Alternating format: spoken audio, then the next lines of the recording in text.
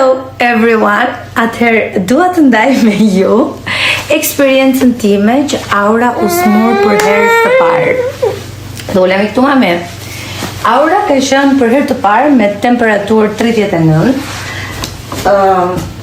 Më ka kap ankthi pa parë. Kam qenë në një gjendje që nuk dija se si do ta përballoja, por ne ja dolëm shumë mirë. Dua të ndaj me ju një eksperiencë që nuk më kishte ndodhur më përpara dhe u hasa. Kur Aurin e zuri gripi, ne nuk ishim në Tiranë, ishim në Vlorë, pra te shtëpia e gjyshes Aurës.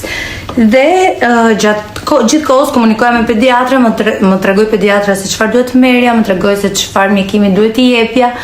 Dhe shkojmë në farmaci, i kërkoj mjekimin që më dha pediatra, nuk e kishte.